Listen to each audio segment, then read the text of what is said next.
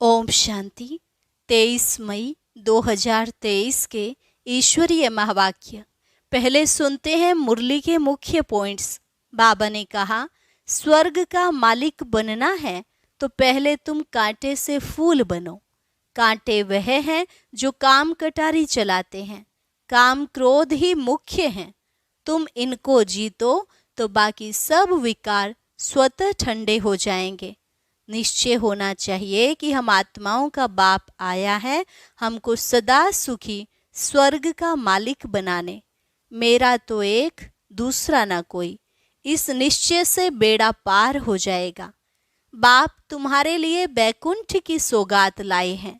वहाँ ये विष नहीं होगा, इसलिए विकारों को यही छोड़ना है। यह ज्ञान अमृत पीने से ही तुम स्वर्ग में जा सकते हो। फिर बाबा ने कहा, मैं तुम्हें पतित दुनिया से मुक्त कर आत्मा को गुलगुल बनाए वापस ले जाता हूँ। इसमें डरने की कोई बात नहीं, खुश होना चाहिए। डरते वह हैं जिनका पूरा योग नहीं। याद के चार्ट पर ही सारा मदार है। घर में रहो, युक्ति से चलो। साथ में बाप और वर्षे को भी याद करो और जांच करो हम कितना समय योग में रहते हैं। यह ख्याल कभी नहीं आना चाहिए कि मैं पीछे आया हूँ इसलिए दौड़ी नहीं लगा सकता। रेस बड़ी भारी है। तुम अभी के पुरुषार्थ से 21 जन्मों की प्रारब्ध बनाते हो। और लास्ट में बाबा ने कहा, लाडले बच्चे, हमारे तख्त का मालिक बनो, हमारे ऊपर जीत प्राप्त करो। जब मम्मा बाबा कहते हो फिर पुरुषार्थ क्यों नहीं करते? सपूत बच्चा वह है जो माँ बाप को पूरा फॉलो करे। और अब सुनते हैं महावाक्यों को विस्तार से। मुरली का सार।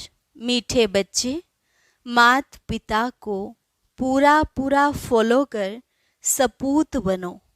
याद और श्रीमत के आधार पर ही बाप के तख्त नशीन बनेंगे। प्रश्न, किस पुरुषार्थ से सेकंड में जीवन मुक्ति प्राप्त हो सकती है? उत्तर, पुरुषार्थ करो अंत काल में एक बाप के सिवाय दूसरा कोई भी याद ना आए। इसके लिए बुद्धि को गृहस्थ व्यवहार में रहते भी न्यारा रखो। सब कुछ भूलते जाओ, श्रीमत पर चलते रहो। किसी को भी कांटा नहीं लगाओ। हर कदम में मात पिता को फॉलो करो।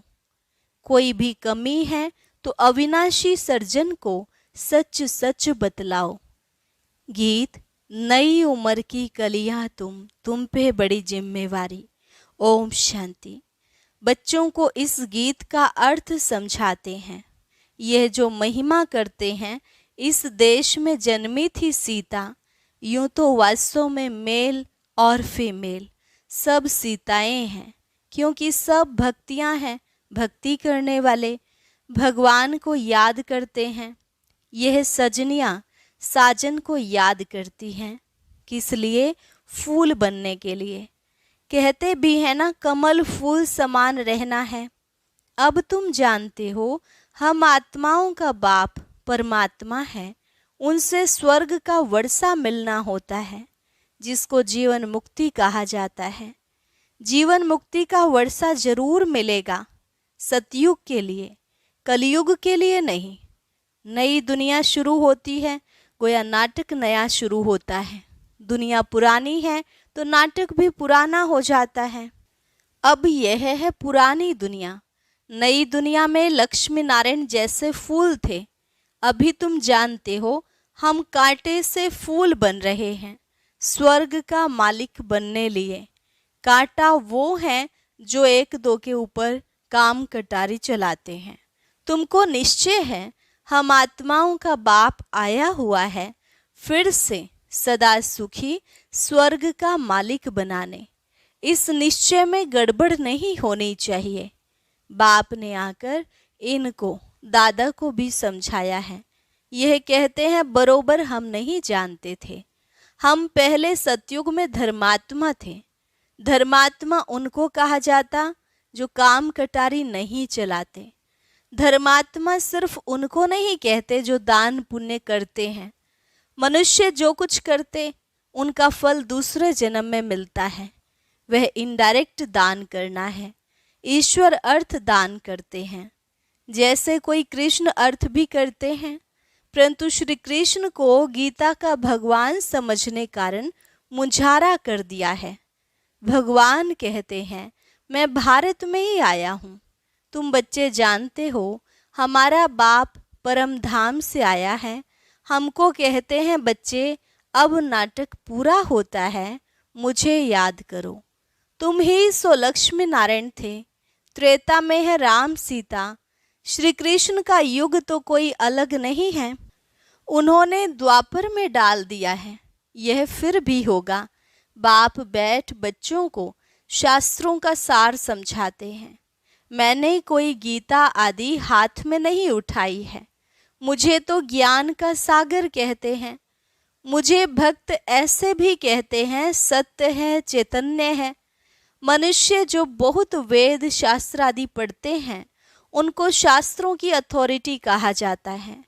अब यह वेद शास्त्र आदि कहाँ से शुरू हुए? भक्ति मार्ग से। यह ड्रामा अनादि बना हुआ है। ऐसे नहीं वेद शास्त्र अनादि कहेंगे। अगर अनादि कहें तो सतयुग से लेकर कहा जाए। सतयुग में तो वेद शास्त्र होते नहीं, यह तो भक्ति मार्ग से शुरू होते हैं। अब बाप की बुद्धि में है कि मैं ज्ञान का सागर हूँ। इस मनुष्य सृष्टि को मैं ही जानता हूँ। बाप आकर अपना परिचय देते हैं। यह सृष्टि चक्र कैसे फिरता है, 84 जन्म कैसे भोगते हैं। तुम जानते हो, हम 84 जन्म सतो रजो तमो में पार्ट बजाते हैं। अभी बाप ने आकर ब्रह्मा द्वारा यह यज्ञ रचा है। शिव बाबा द्वारा हम ब्रह्मा के बच्चे बने हैं, तो वह दादा हो गया। वहाँ तो है ही बाप का वर्षा। आधा कल्प से तुम चाहते थे मुक्ति, जीवन मुक्ति का वर्षा। यह नहीं जानते थे कि बाप भक्तों के पास आएंगे, क्या करेंगे। कहते हैं भगवान घर बैठे आ गए, सो तो बड़े घर में आएंगे ना। तुम्हारे लिए तो अपना घर छोटा है। यह है बेहद का घर। ना जाने कब भगवान भक्तों के पास आ जाए। भगवान तो जरूर भक्तों के लिए ही आएंगे। भक्त भगवान के बच्चे ठहरे। ऐसे नहीं भगवान सब भक्तों में है, सब भगवान है, नहीं। बाप डायरेक्ट बैठ समझाते हैं कि मैं आऊंगा जरूर, आकर बच्चों को सुख दूंगा। मनुष्य विलायत से आते हैं तो बड़ी वंडरफुल सौगात लाते हैं। बाप कहते हैं कि मैं तुम्हारे लिए बैकुंठ सौगात लाया हूँ। वहाँ विष नहीं मिलेगा।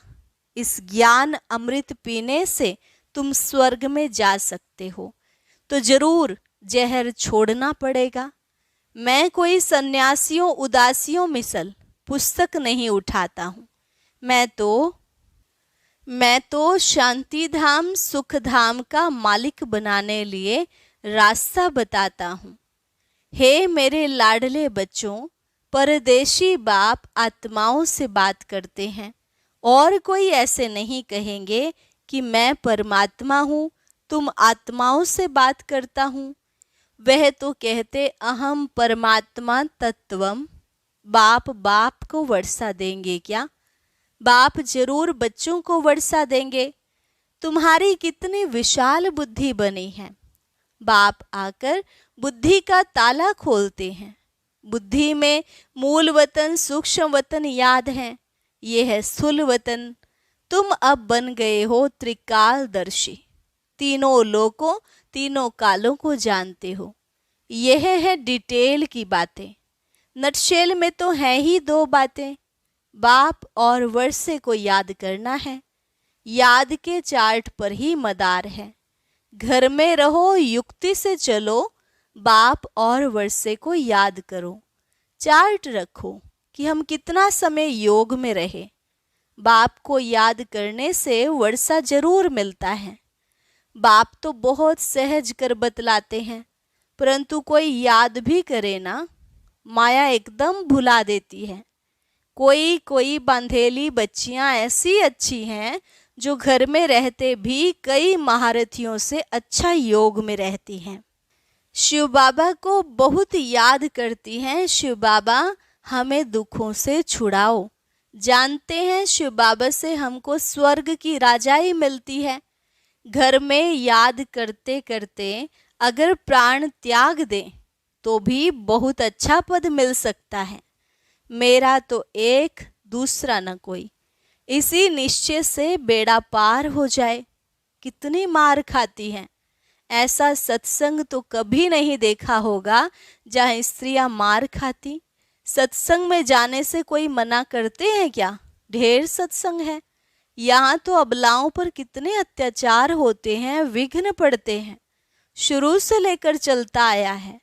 अकासुर बकासुर कैसे ले जाते थे बच्चों को, विष के लिए मारे कितना खाती थी। कोई तो बात होगी ना। अच्छे अच्छे बच्चे भले सेंटर्स भी खोलते हैं, फिर भी चलते चलते माया का वार हो जाता है। बाप तो धर्मराज भी है। कहते हैं मैं कालों का काल हूँ। अमृतसर में एक अकाल तख्त है, इसका अर्थ कोई समझते नहीं है। बाप कहते हैं मैं कालों का काल भी हूँ। वह जमघट तो एक दो को ले जाते हैं, बाप कहते हैं मैं तो सब आत्माओं को ले जाऊंगा। इसलिए खुश होना चाहिए। आधा कल्प से भक्ति की है, परंतु वापस कोई भी जा नहीं सकते। अभी बाप सभी को ले जाते हैं। मनुष्य कहते हैं भगवान कालों का काल है जो सभी को मार डालते हैं, परंतु मैं मारता नहीं हूँ। मैं तो तुम्हें शरीर से मुक्त कर आत्मा को गुलगुल बनाए वापस ले जाता हूँ। इसमें डरने की तो बात ही नहीं है। बहुत बच्चे मरने से डरते हैं। डरते वह हैं जिनका पूरा योग नहीं। अरे हम तो तैयारी कर रहे हैं वापस जाने की। बाबा आया है, तैयारी कराए ले चलने लिए। तो तुम स्वर्गवासी नहीं बनेंगे। कहते हैं फलाना स्वर्गवासी हुआ, परंतु जाते कोई भी नहीं है। स्वर्ग तो भारत में होता है। वो था सतयुग। कलयुग में स्वर्ग कहाँ से आया? अखबार में डालते हैं फलाना बैकुंठ गया, उनको श्राद्ध खिलाते हैं। अब बैकुंठ में तो अथाह वैभव है, फिर तुम उनको क्या खिलाएंगे? उनकी तो सदगति हो गई। तो फिर यहाँ का भोजन खिलाए पतित क्यों बनाते हो? अभी तुम बच्चे जानते हो, सच सच तुमको निर्वाण धाम जाने लिए बाबा शिक्षा देते हैं। खुशी से जाना चाहिए। पुराने कांटों से संबंध तोड़ना चाहिए। बाप कितना सहज कर बतलाते हैं, सिर्फ मुझे याद करो। इसमें तो बहुत खुशी होनी चाहिए। बाप कहते हैं अतीन्द्रिय सुख पूछना हो तो मेरे बच्चों से पूछो। अभी के पुरुषार्थ से 21 जन्मों की प्रारब्ध बनाते हैं। अब नहीं लिया तो खलास। रेस बड़ी भारी है, सबको पुरुषार्थ करना चाहिए। बाप कहते हैं बच्चे हमारे ऊपर जीत प्राप्त करो। बाबा मम्मा बाप दादा पिताश्री कहते हो ना, यह बाबा भी उनसे पढ़ रहा है ना। शिव बाबा पढ़ाते हैं। यह गृहस्थ धंधे आदि वाला था ना। ऐसे ख्याल नहीं आने चाहिए मैं पीछे आया हूँ इसलिए दौड़ी नहीं लगा सकता हूँ। माँ बाप कहते हैं सपूत बच्चा वह जो फॉलो करे। यह माँ बाप भी पुरुषार्थी हैं। पुरुषार्थ कराने वाला है मात पिता। तुम मात पिता हम बालक तेरे। तो यह भी उनका बालक हुआ ना, यह भी गृहस्थी था, तुम भी गृहस्थी हो। है बड़ा सहज। इसमें भी कन्याओं का तो अहो सौभाग्य है, उनको झट बचा लेते हैं। 5 विकारों की सीढ़ी नहीं चढ़नी है। बाल ब्रह्मचारी भीष्म पितामह का मिसाल है ना। यह राजयोग है, तुम जानते हो। हम भविष्य राजाई पाने लिए पुरुषार्थ कर रहे हैं। मम्मा बाबा भी पुरुषार्थ कर ऊंच ते ऊंच पद पाते हैं। कल्प पहले भी उन्होंने पाया था। कहते हैं लाडले बच्चे तुम हमारे तख्त का मालिक बनने लिए पुरुषार्थ करो। मम्मा बाबा कहते हो तो क्यों नहीं पुरुषार्थ करते हो? कोई तकलीफ हो तो बाबा को बताओ, इस कारण पुरुषार्थ कम चलता है। बाप है अविनाशी सर्जन। बाकी कोई भी तकलीफ हो तो चाहे लिखो चाहे सम्मुख आकर पूछो, बाप राय देंगे।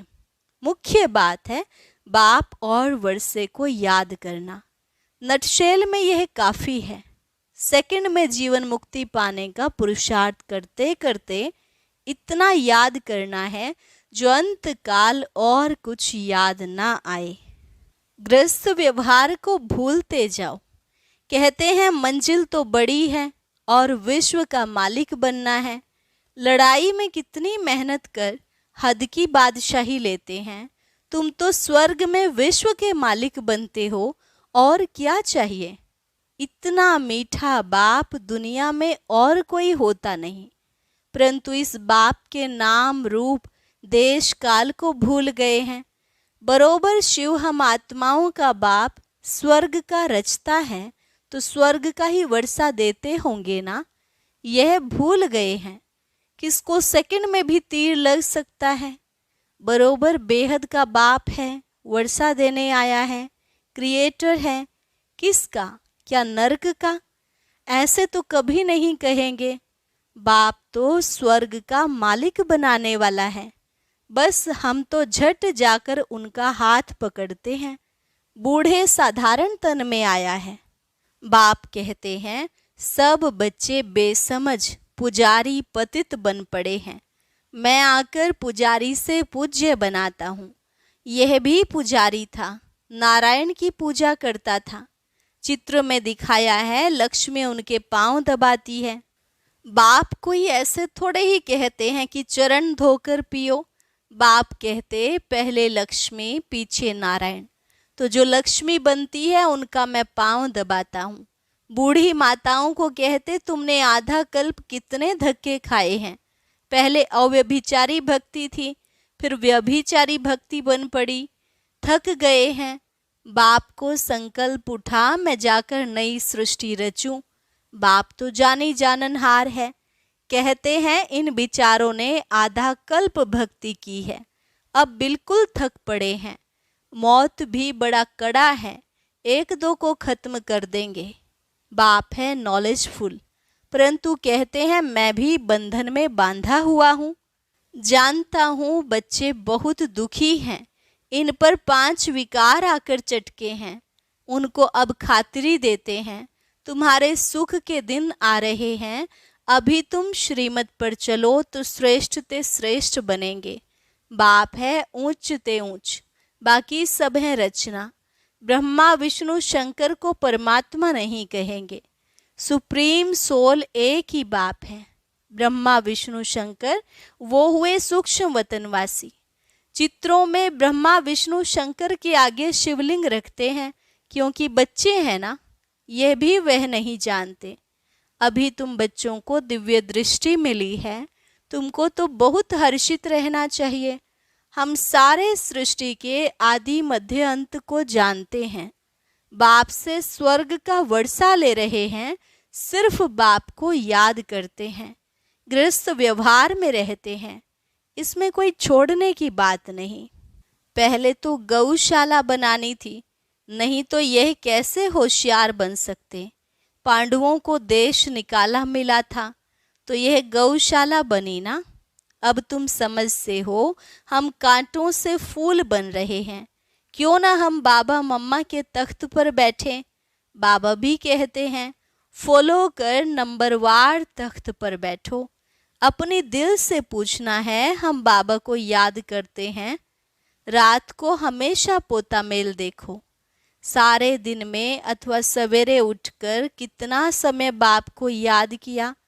बाप को याद कर श्रीमत पर चलना है, एक दो को कांटा नहीं लगाना है। काम क्रोध है मुख्य, इनको जीतो तो दूसरे छोटे छोटे विकार ठंडे हो जाएंगे।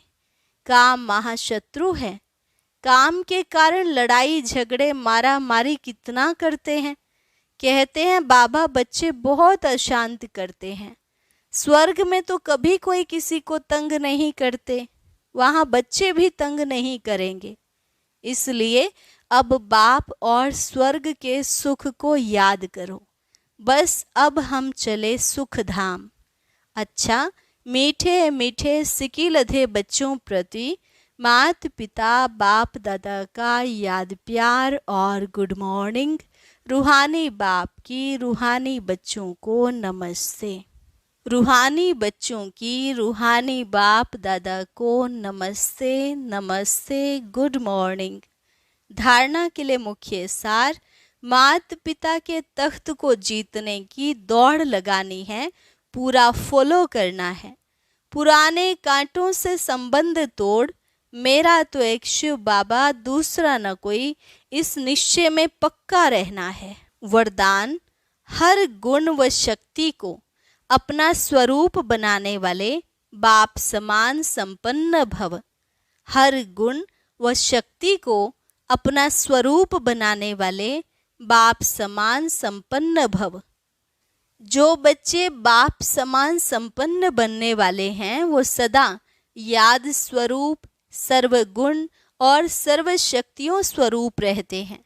स्वरूप का अर्थ है अपना रूप ही वह बन जाए।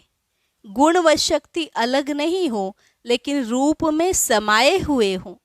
जैसे कमजोर संस्कार या कोई अवगुण बहुत काल से स्वरूप बन गए हैं, उसको धारण करने की मेहनत नहीं करते, ऐसे हर गुण हर शक्ति निजी स्वरूप बन जाए।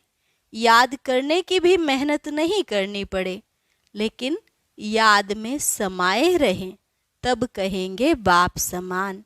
स्लोगन, बाबा शब्द ही सर्व खजानों की चाबी है, इसे सदा संभाल कर रखो।